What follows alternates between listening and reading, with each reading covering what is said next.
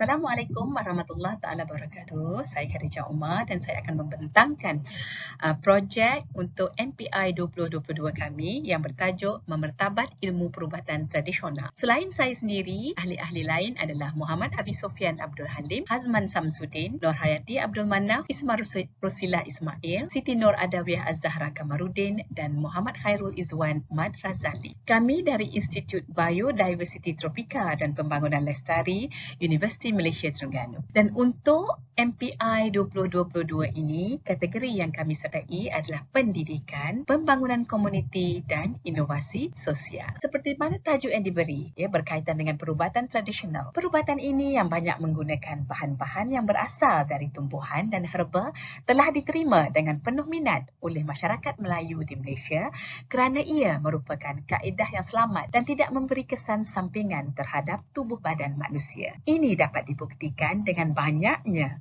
produk ubat tradisional Melayu yang dipasarkan.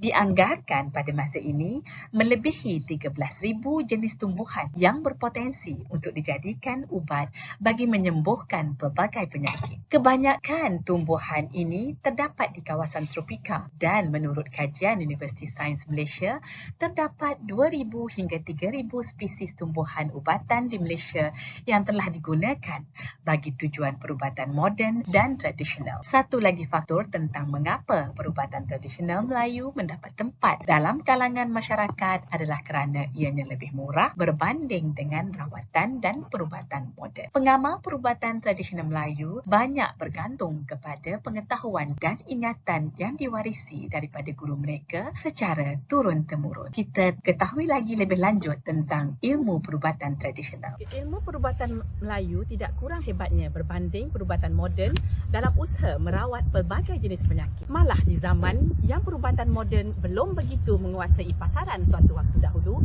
ramai warga emas mengakui yang mereka terus kekal cergas dan sihat dengan mengamalkan pemakanan secara sihat dari sumber akar kayu, herba-herba dan juga haiwan seperti lebah, belut, haruan dan lain. Saya Pemimpin bin Yusof berada kampung Serta Batu. Kita makan kita makan. Untuk ada awal pokok bagi yang untuk darah tinggi. Bagi yang pokok makan terdewa. Kita amal daripada umur 20 lebih dah. 20 lebih ni kita 67. Pasal ni tak ada darah tinggi. Ni pokok panggil batu karam. Kita amal makan daripada akar, batang, daun. Untuk kita jemur, cicak-cicak jemur, rebus. Kita rebus air, kecing kita lawas. Kita beli lebah ni untuk kasiak ia sihatkan tubuh. Memang kita kurang lelah. Tenaga kita ada. Itu memang bagi yang kita sihat. Kita buat kerja perlu makan madu dulu. Kita untuk ni sambung ni macam buku ni untuk generasi akan datang. Pokok-pokok yang kita ada dalam buku ni tau. Kita nak generasi lama-lama nanti kita cari. Kita memang tanam, tambung pupus. Kepada kita nak generasi muda-muda ni nak suruh tahu pokok-pokok. Menyedari hakikat bahawa ilmu perubatan tradisional agak terpinggir dari generasi kini, satu usaha oleh Institut Biodiversity Tropika dan Pembangunan Lestari untuk menyemarakkan kembali ilmu perubatan dan kesihatan tradisional di kalangan komuniti telah dilaksanakan melalui program pemindahan ilmu perubatan tradisional di bawah program KETA PPG UMT. Projek ilmu perubatan tradisional dan urutan serta kecantikan ini disertai oleh 10 orang peserta yang mana peserta adalah di bawah payung Yayasan Pembangunan Keluarga Terengganu YPK. Kelebihannya program ini adalah kerana ianya menggabungkan 4 agensi iaitu UMD, YPKT, UNIZA dan YPU yang sama-sama berusaha untuk memertabatkan perubatan tradisional di samping membantu menjadikan projek ini sebagai sumber pendapatan bagi golongan B40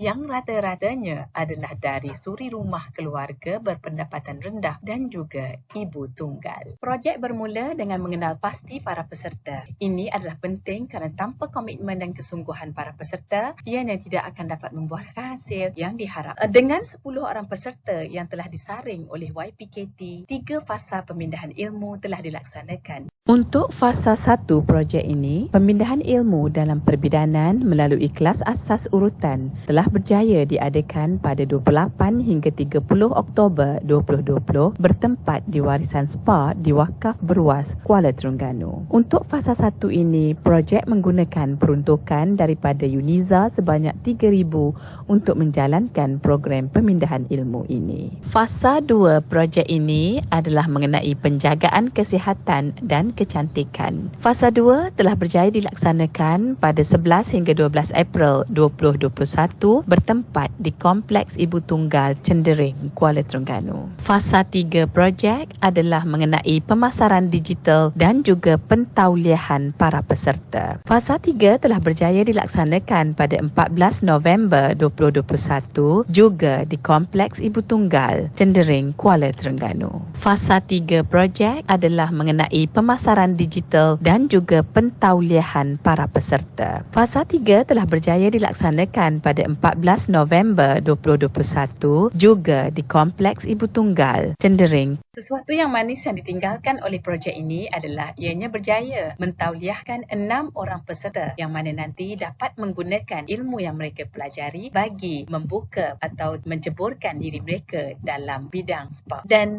antara impak projek ini pula adalah pertamanya pentauliahan peserta oleh tenaga pengajar bertauliah spa. Kedua, ke-6 orang peserta telah berjaya mendaftarkan perniagaan spa mereka dengan SSSM. Ketiga, menambah bilangan usahawan wanita yang berpotensi dan berdaya saing.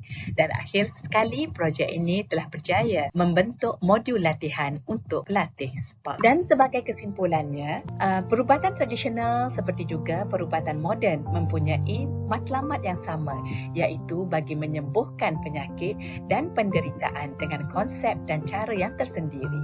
Seperti masyarakat tradisional yang lain, masyarakat Melayu juga bergantung kepada perubatan tradisional untuk mengatasi masalah berkaitan dengan kesihatan. Perubatan tradisional masih diperlukan dan dipercayai keupayaannya bagi menyembuhkan penyakit yang mana rawatan secara moden didapati tidak serasi dengan pesakit. Usaha IBTPL untuk memperkayakan ilmu perubatan tradisional, urutan dan penjagaan kesihatan dan kecantikan secara tradisional amat baik kerana bidang ini juga berpotensi untuk diketengahkan. Buktinya, di saat negara kita dan seluruh dunia ditimpa musibah pandemik COVID-19, tidak kurang yang berbalik semula kepada usaha mengubat dan mencegah secara tradisional dan ternyata hasilnya tidak menghampa. Sememangnya, memang ada ruang untuk ilmu perubatan tradisional mengambil tempat di hati para pesakit kerana bukti-bukti kesembuhan yang perubatan secara tradisional telah pamerkan. Sekian saja pembentangan untuk MPI 2022 dari kumpulan kami. Sekian, terima kasih.